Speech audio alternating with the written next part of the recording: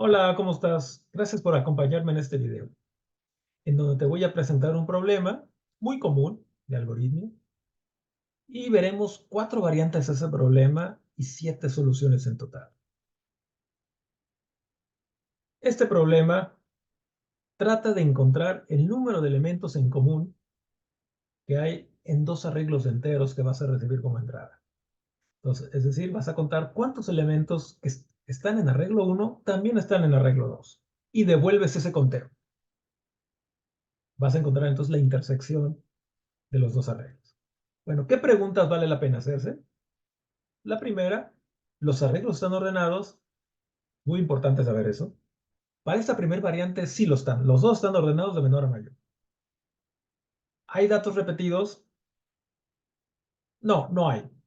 Todos los elementos del arreglo 1 son diferentes. Todos los elementos del arreglo 2 también son diferentes. ¿Los arreglos son del mismo tamaño? Pues no necesariamente. Uno puede ser mucho más grande que otro. Y finalmente, ¿los elementos están en algún rango específico? Pues no. Cualquier entero puede estar en la entrada. Positivos, negativos, cero. Instancias del problema para entender un poco mejor. Primera instancia, el arreglo 1 tiene elementos de menos 4, menos 2, 1, 5, 8, 9. Pueden ver, están ordenados de menor a mayor. No hay repetidos, hay negativos, hay positivos. Hay 6 elementos. El arreglo 2 igualmente son elementos ordenados de menor a mayor. Hay 7 elementos, negativos, positivos y no hay repetidos. Los elementos en común son menos 2, 5 y 8. Entonces vas a devolver 3. En la segunda instancia del problema, es el mismo arreglo 1, un arreglo 2 diferente, no hay elementos en común, entonces ahí tienes que devolver 0. ¿Está más claro el problema? En ese caso, vamos a revisar la primera solución. Va a ser una estrategia de fuerza bruta. ¿Por qué? Porque voy a tomar el primer elemento del arreglo 1 y lo voy a comparar contra todos los del arreglo 2, a ver si lo encuentro. Por ejemplo, en este caso el primer elemento es menos 4. Lo comparo con menos 5, con menos 2, con 0, 4, bla, bla, bla, ¿no? Y no es igual a ninguno. Entonces mi conteo sigue siendo 0. Pero espera, ¿por qué hay comparaciones ahí de color gris? Los arreglos están ordenados. A partir de la comparación con 0, ya no vale la pena comparar el menos 4. ¿Para qué lo comparamos? Si el menos 4 es menor que todos ellos y ellos van creciendo, entonces ya no vas a encontrar el menos 4. Hasta el menos 2 valía la pena. Pero ya cuando encontraste el menos 2, ya encontraste uno más grande que tú y ya no vale la pena seguir. Entonces vamos a cambiar la estrategia. Vamos a tomar el primer elemento del arreglo 1 y compararlo con los del arreglo 2 mientras no sea menor el del arreglo 1. Entonces, reiniciamos, comparamos menos 4 con menos 5, son diferentes y menos 4 es mayor. Comparamos menos 4 con menos 2, son diferentes y ya menos 4 ya es menor. Ahí detenemos con menos 4. Ahora vamos con el siguiente. Así seguimos con los demás. Menos 2 con menos 5, menos 2 con menos 2, y ya son iguales. Entonces ya lo podemos detener ahí y ya llevamos uno. Siguiente, el 1 con menos 5, el 1 con menos 2, el 1 con 0, y el 1 ya se encontró con 4 que es mayor que él. Pues ya lo detenemos y así seguimos con el 5 y con el 8 y con el 9. Entonces pueden ver que todos hasta el final o se comparan con sí mismo, con uno igual que él o con uno más grande que él, ¿no? El rojo, el igual, y el naranja, el que es más grande. Y pueden ver que la huella del algoritmo son todas las comparaciones que hizo. Esa huella que dejó parece como un triángulo, ¿no? Una pirámide. Entonces esto más o menos nos da idea de que el algoritmo va a ser cuadrático. Aunque es un triángulo, es como un cuadrático entre dos, que es el área del triángulo. Muy bien, ¿cómo va a ser el algoritmo ya implementado? La variable c va a contar el número de repetidos y el primer ciclo for va a recorrer los elementos del arreglo 1 que se van a comparar con todos los del arreglo 2 que sean menores o igual que el del arreglo 1, ¿no? Para eso está la segunda comparación después del AND, para acabar antes el recorrido del segundo arreglo. Entonces, si son iguales, pues ya incrementamos C. Y prácticamente cuando sean iguales, el ciclo for se va a ir al J++, y aquí se va a acabar con la comparación mayor o igual, arreglo 1 mayor o igual, arreglo 2, ahí se va a acabar. Y ya cuando se acabe el ciclo for de ahí, pues devolvemos el conteo, ¿no? ¿Cuáles son las ventajas? Primera ventaja, que es in place. No necesitamos memoria extra, nada más los puros arreglos. No necesitamos listas, colas, conjuntos adicionales, ¿no? Todo se resuelve en los arreglos. Segunda ventaja, no altera los arreglos de entrada, solamente los lee, no los escribe, no los modifica. Y tercera, es fácil de programar. Bueno, se los pregunto a ustedes. Es medianamente fácil, ¿no? Pero yo creo que para alumnos de primeros semestres de la carrera, deben ser capaces de programar un algoritmo como este y de entender si está escrito el algoritmo. Porque no utiliza ninguna función particular, nada sofisticado. ¿Qué desventajas puede tener el algoritmo que nos lleva a proponer más soluciones? Pues una sola, pero muy importante. Es muy lento. Es cuadrático. Y eso lo pueden ver con la pura estructura, viendo que hay dos ciclos fuera anidados y los contadores van de 0 hasta n. Bueno, pues vamos a ver la segunda solución. Y para mejorar la solución fuerza bruta, pues tenemos que analizar sus áreas de mejora. Entonces, podemos ver que en la última iteración, la del 9 me parece, el 9 comienza sus comparaciones desde el principio y se compara con todos. Y la mayoría de estos valores son menores que él. Ahí pueden ver al 9 de color rojo y del arreglo 2, 9 se comparaba contra todos los grises y el naranja. Las comparaciones contra los grises pues no tenían futuro, eran innecesarias. Solamente valía la pena con el 10. Entonces todo eso fue pérdida de tiempo. Algo parecido pasó con el 8. El 8 se comparó con desde -5 hasta el 8. Y no valía la pena, ¿no? ¿Por qué no sabemos que el 9 comience en la posición en donde se quedó el 8? ¿Por qué? Pues porque antes de esa todos son menores que 9. Igualmente, que el 8 comience en la posición donde se quedó el 5. Y el 5 comienza en la posición donde se quedó el 4. Y así sucesivamente. Entonces, si reiniciamos el algoritmo de esa manera, pues bueno, el -4 se compara con -5, luego se compara con -2 y ya encontramos uno mayor que él. Detenemos. Hasta aquí va igual que en la solución 1. ¿Cuál es la diferencia? Aquí ya empezamos a ver una diferencia. El -2 no comienza desde el principio, comienza en donde lo dejó el -4. Se compara con -2 y son iguales. Nada más que el ciclo for va a avanzar 1. ¿Sí? Pero bueno, aquí ya llevamos 1. Entonces sigue el 1. Y el 1 comienza en donde lo dejó el -2, que al final hubo un J++, ¿no? Lo incrementó. Entonces el 1 comienza con 0, luego se va al 4 y el 4 ya es menor que él. Entonces ahí se detiene. Luego viene el 5, que reanuda en el 4, se compara con 5 y hay un incremento de la J, ¿no? Y ya llevamos 2. Luego el 8 reanuda en el 8 y hay otro incremento que no se ve ahí de la J y ya llevamos 3. Y luego el 9 reanuda en donde se quedó el 8, en el 10, y se acabó, ¿no? Pueden ver todo el hueco que se quedó del lado izquierdo de las comparaciones. Son todas las comparaciones que nos ahorramos. Y este parece que solamente es como parecería que es una sola línea diagonal. El número de comparaciones, no un triángulo, no todo el área de un triángulo. Entonces la línea diagonal al final produce un tiempo lineal. Bueno, en conclusión, la mejora para la solución 2 con respecto a la 1 es no reiniciar el valor de J y se acabó. Hay que memorizarlo. ¿Cómo se ve el algoritmo? Pues simplemente tomen el int j igual a 0 del ciclo for y llévenselo a la declaración inicial. Comienza j en 0, el ciclo for de i es igualito, porque ese sí va de inicio a fin. El ciclo for de j, pues simplemente quiten el j igual a 0, todo lo demás es igual, la comparación igual, y al final devuélvense. Entonces, la única diferencia es que cuando se acabe el ciclo interno de j, a lo mejor j recorrió 3, 4, 5, 6, se acabó en el 6.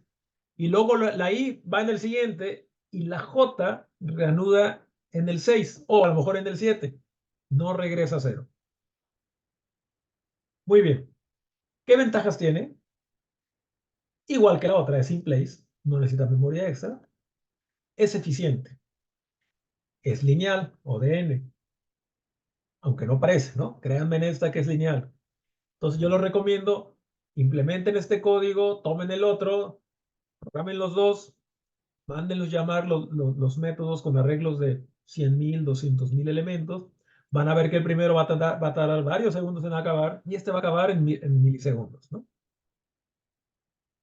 ¿Qué otra ventaja? No altera el arreglo de entrada igual que el primero. ¿Qué desventajas? Si le pudiera llamar desventaja, pues simplemente razones pedagógicas, no queda claro porque es lineal, porque es tan rápido. Parece cuadrático. ¿Por qué parece cuadrático? Porque hay dos ciclos for. Pero si ponemos atención en el ciclo for del medio, no hay un j igual a 0. Muy bien. Vamos ahora con una solución 3 que trata de atender estas desventajas, pero comparte con la solución 2 en el hecho de que j no se reinicie. ¿Sí? Pero lo que se pretende es que sí parezca lineal. Vamos a hacer una solución que sí parezca lineal, con un solo ciclo for, de manera que estructuralmente digan, ah, este es lineal, nada más de verlo desde lejos. Para entender mejor la estrategia, pues vamos a estudiar esta instancia del problema, donde tenemos dos arreglos que comparten los mismos elementos al inicio. 1, 2, 3, 4. ¿Cómo podemos hacer con un solo ciclo for recorrer los dos arreglos? Pues necesitamos un índice para arreglo 1 y otro índice para arreglo 2, que parecería al inicio que con el mismo índice es suficiente, pero luego van a ver que no. Bueno, entonces, en la primera iteración comparamos 1 con 1. Perfecto, son iguales, ya llevamos 1. En la segunda iteración comparamos 2 con 2. Entonces digamos que los dos arreglos van a la misma velocidad, ¿no? En su recorrido. Luego 3 con 3 y luego 4 con 4. Entonces ahí diríamos, bueno, pues es con un solo índice el hago. Pero luego sí es 7 con 5. El de arriba es más grande que el de abajo. Y ese de 7 con 5 va a ser lo más común. Lo anterior realmente no es muy común, es nada más pedagógico. Entonces 7 con 5, el de arriba es más grande que el de abajo. ¿Qué vamos a hacer? ¿Nos vamos 8 con 6? No, espérense. Lo que vamos a hacer es avanzamos el de abajo porque a lo mejor encontramos un 7 después. Frenamos al de arriba. Le decimos, oye, tú espérame un poco, yo voy a avanzar un poco, porque a lo mejor te empato, ¿no? Entonces lo que vamos a hacer es, avanzo 2, pero se queda el 1. Oh, comparamos 7 con 6. Entonces ya el arreglo 1 se queda en la quinta posición, del arreglo 2 en la sexta. Entonces, ya con esta discrepancia en posiciones, ya justifica dos índices, uno para 1 y otro para arreglo 2. Entonces sigue siendo el de arriba mayor, vuelve a avanzar el arreglo 2. Ahora sí son iguales, valió la pena la espera. Son iguales, ya llevamos 5 iguales. Entonces ahora, pues ya podemos avanzar las dos, como le hicimos al principio. Ya para que frenamos uno, avanzamos las dos. 8 con 11. Ahora es al revés, ahora el de abajo es más grande, pues entonces frenamos al 11 y avanzamos al 8. Se compara con 9, con 12, y ahora el de arriba es más grande, ya le volvió a ganar, pues entonces avanza el de abajo. Pero ¿qué pasó? El arreglo 2 ya acabó. Entonces necesitamos considerar en nuestro algoritmo que cuando un arreglo acaba, porque uno puede ser menor que otro, ¿sí?, en tamaño, Ya no le sigas para que no tengas ningún error, ¿sí? Ya no le sigas, ya el 13 ya no fue visitado, ¿no? Muy bien. Entonces, necesitamos IJ, índices IJ, ambas empiezan en 0. Y comparamos arreglo 1I y arreglo 2J, mientras IJ no estén fuera de rango. En cuanto una haya terminado su arreglo, se acaba ya todo, ¿no? Y después de comparar, utilizamos esta regla. Si el arreglo 1 en la posición I es más grande que el arreglo 2 en la posición J, avanza J. Si el arreglo 1 en la posición I es menor que el arreglo 2, a mí me faltó el índice 2 en la posición J, entonces avanza I. Pero si son iguales, pues avanzan los dos, como lo vieron ahí en los dibujitos verdes, ¿no? Y en este caso incrementan el conteo. Muy bien, pues vamos a ver la solución. Si quieres programarla antes de mostrarla, pausa el video aquí, que ahorita la voy a mostrar, y luego reanudas. Muy bien, mismo prototipo, la misma variable, y aquí empiezan las diferencias, ¿no? Empezamos, declaramos IJ dentro del ciclo for, no los necesitamos fuera. Los dos empiezan en la primera posición cada quien de su arreglo. Y vamos a proceder mientras los dos índices estén en el rango de sus arreglos. Que el I sea menor que arreglo 1.length y el J sea menor que arreglo 2.length. ¿Por qué el AND? Porque los dos se tienen que dar. Si uno ya no se da, se tiene que acabar el ciclo for. Si uno ya acabó, pues el otro ya no le sigas, ¿no?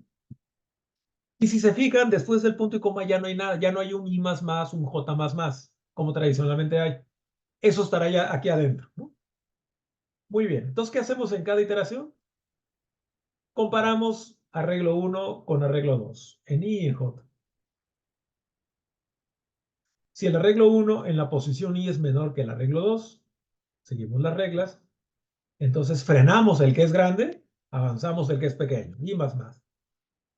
Pero si es más grande el I, entonces avanza la J. Y en caso contrario, es decir, que sean iguales, avanzan las dos e incrementamos conteo. Y devolvemos E. Y ahí quedó. Ahí quedó el algoritmo. Si depuran el algoritmo, van rastreando IJ, van a ver que es muy parecido al anterior, pero estructuralmente es diferente, ¿no? Este sí se ve claramente que es lineal. ¿Qué ventajas tiene? Mismas que los anteriores. In place, eficiente, es lineal. Este sí se ve que es lineal. Un solo ciclo for, no hay anidación, que va desde 0 hasta n del primero que acabe. Y no necesariamente acaba primero el arreglo más pequeño.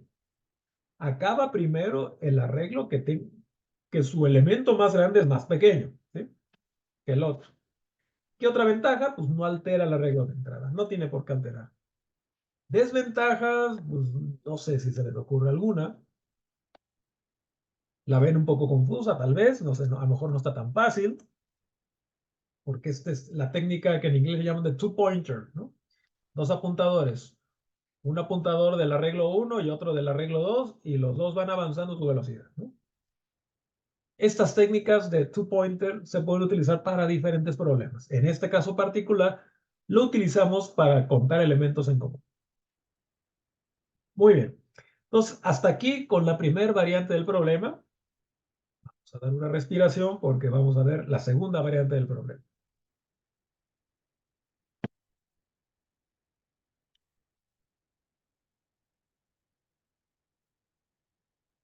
Misma descripción. Variante del problema. Están ordenados solo el segundo arreglo. El primero está revuelto. Claro que podría ser al revés, ¿no? Eso no importa. Pero vamos a suponer que el segundo arreglo está ordenado por conveniencia y el primero está desordenado, ¿no? Bien. Todo lo demás es igual. Mismas hipótesis. Instancias del problema ya van a cambiar un poquito, ¿no? Cambia en el primer arreglo. Está revuelto el primer arreglo. El segundo está ordenado. Los elementos en común son 3, menos 2, 5 y 8. En la segunda instancia del problema, igual, ¿no? El primer arreglo desordenado, el segundo ordenado, y no hay elementos en común. Muy bien. ¿Cómo lo podemos resolver?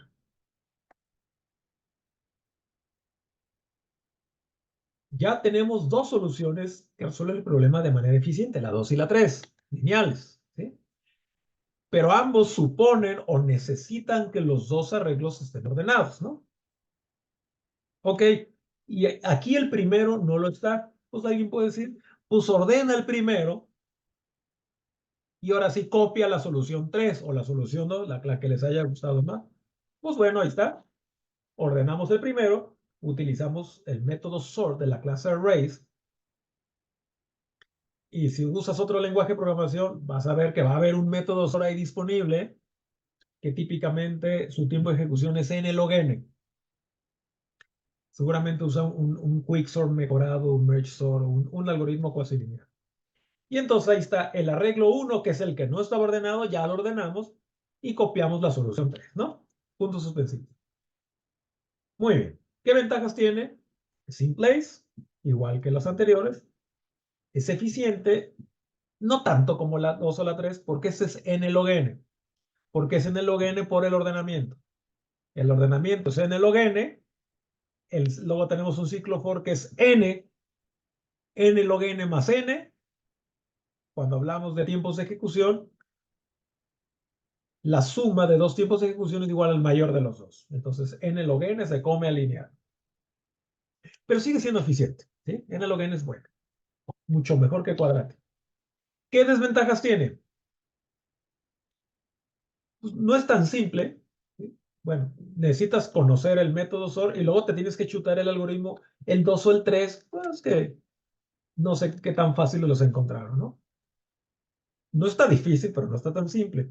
Pero lo importante es que altera el arreglo de entrada. Es decir, el arreglo 1 lo dejaste ordenado y traía otro modo, alteraste cómo venía, ¿no? Muy bien. Pues vamos a ver, para atender esta desventaja, la solución 5. No vamos a tocar el arreglo de lo vamos a dejar igualito, ¿sí? Vamos a respetar el orden original, pero voy a aprovechar el arreglo que sí está ordenado. Le voy a sacar jugo a esa situación, ¿no? No me afecta que el otro no lo esté. La estrategia va a ser, cada elemento del desordenado lo vamos a buscar en el ordenado. En este caso, cada elemento del 1 lo buscamos en el 2. Suena como a ciclos anidados, como a la solución 1, pero no lo es. Van a ver que no lo es, ¿sí? Porque vamos a hacer una búsqueda en un arreglo ordenado, ¿sí? Y si el arreglo está ordenado y quieres buscar un elemento, pueden usar la búsqueda binaria. Y lo vamos a hacer en el segundo arreglo, ¿no? La búsqueda binaria es un algoritmo que encuentra un valor, te da la posición de un valor en una lista que ya está ordenada y te lo encuentra en tiempo logarítmico. ¿Qué significa logarítmico? Que si, digamos, si el arreglo tiene 1000 elementos, este lo encuentra en 10, 11, 12 pasos. Si tienes 1.000.000 de elementos, te lo encuentra en 20, 21 pasos, logaritmo de 1.000.000.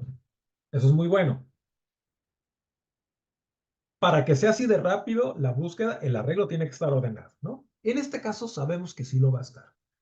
Bueno, en futuros videos de este canal te hablaré más de la búsqueda binaria, ¿no?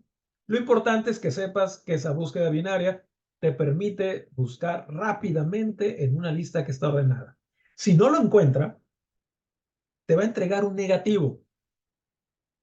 En lugar de entregarte un positivo, que significa la posición o el ser, te entrega un negativo, que significa no lo encontré.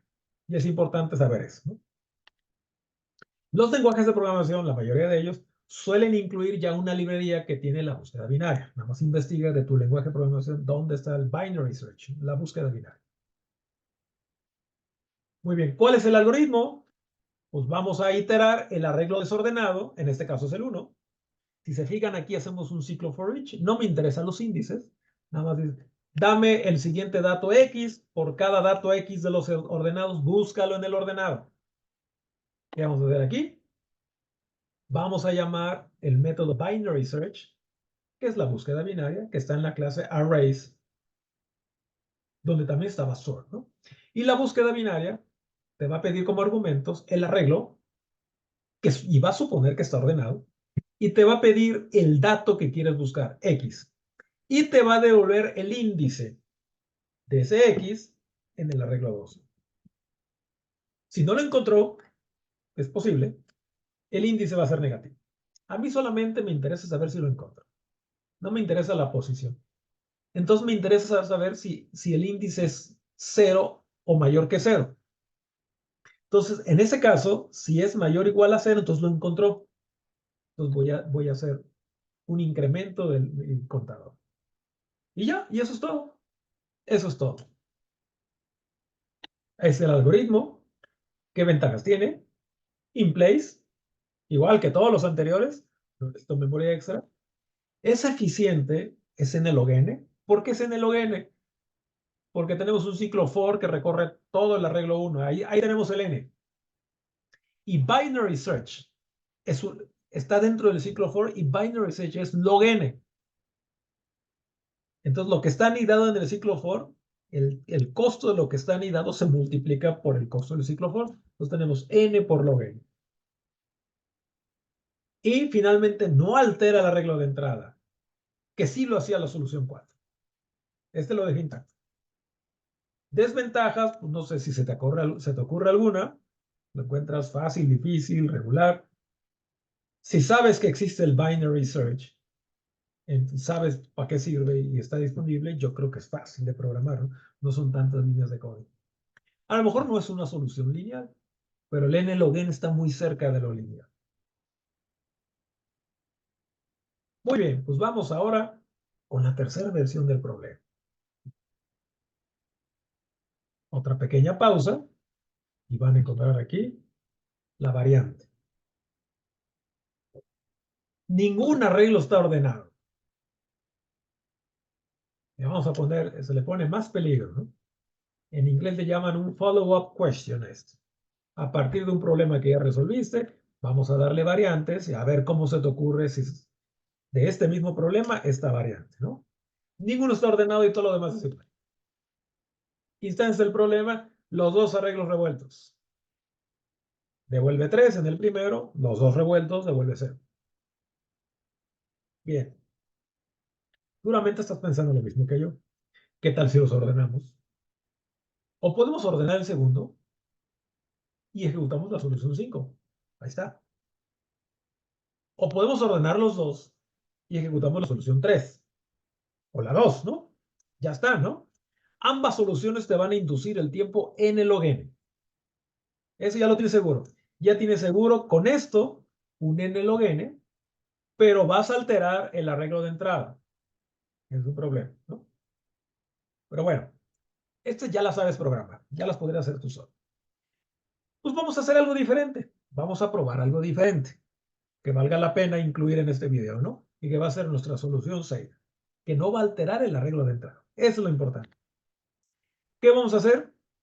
Vamos a almacenar cada elemento del primer arreglo en una colección aparte, en un registro que me permite búsqueda rápida.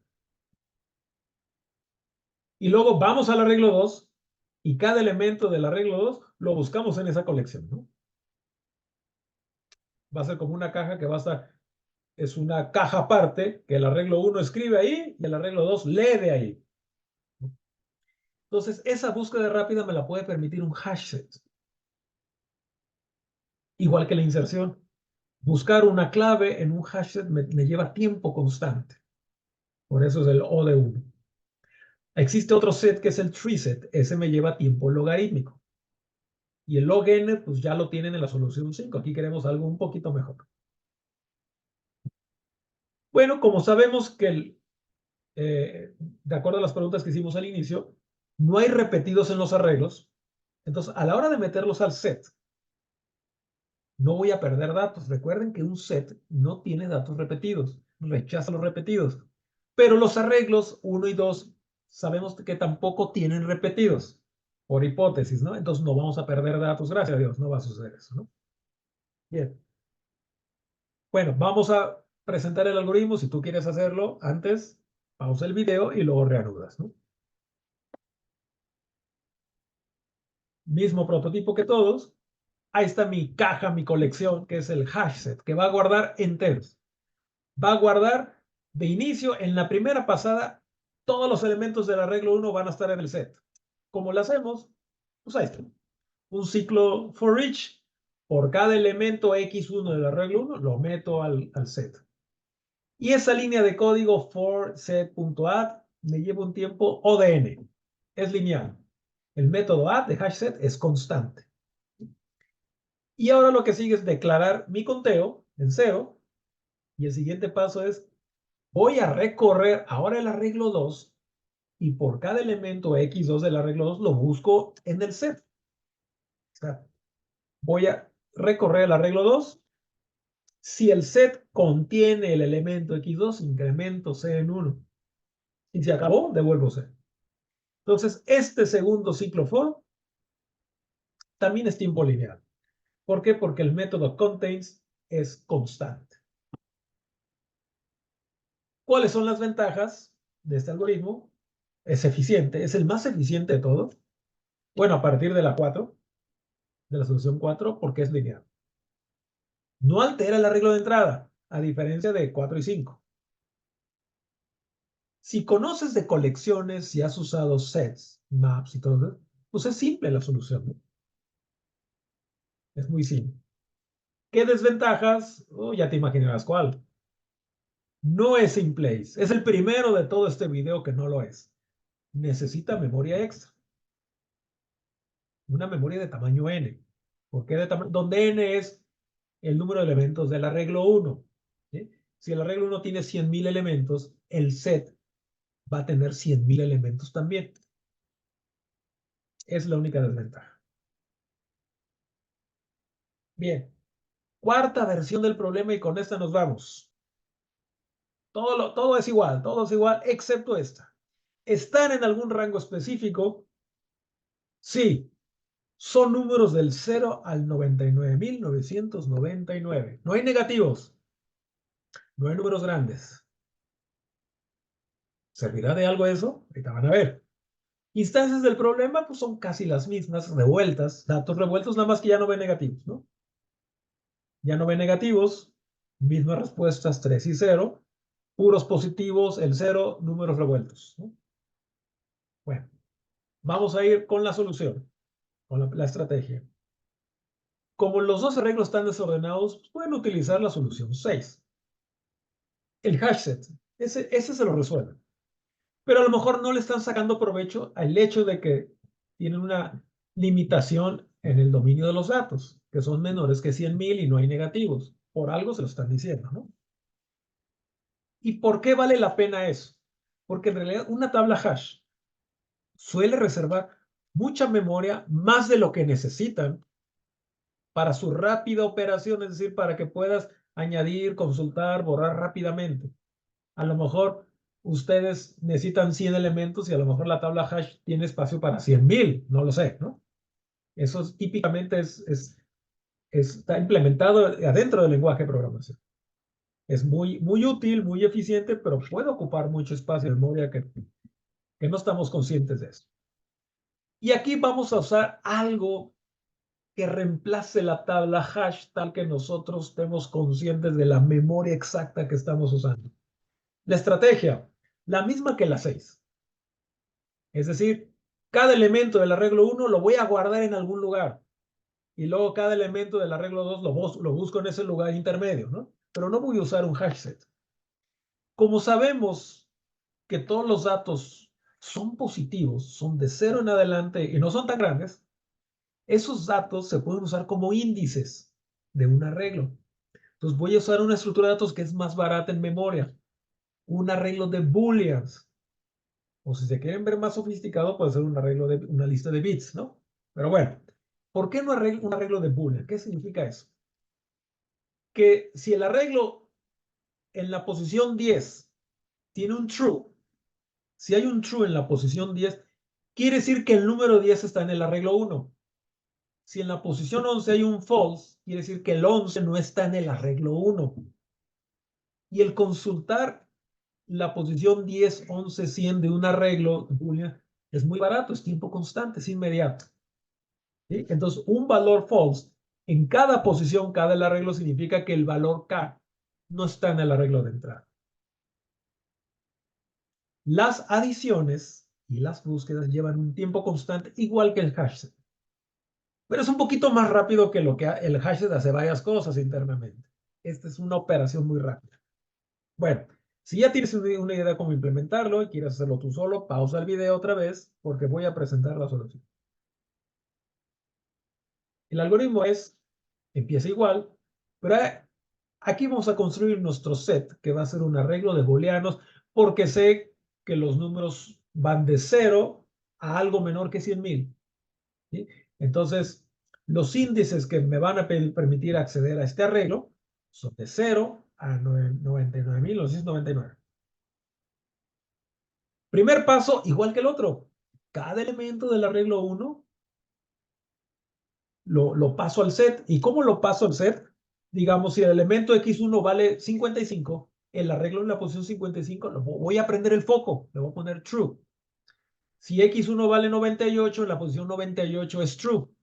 Ojo, cuando se cree el arreglo, al menos en Java, todas las funciones son falsas.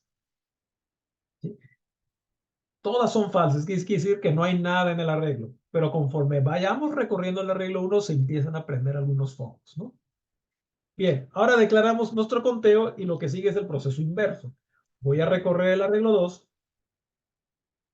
¿Vale? Por cada elemento del arreglo 2 lo busco en el set. ¿Sí? Si estoy recorriendo el 98, entonces voy a preguntar si el 98 está prendido, si es true. Si está prendido, C++, ¿no? Incremento el conteo. Si no está prendido, no pasa nada, ¿no? Pero ahí está la solución.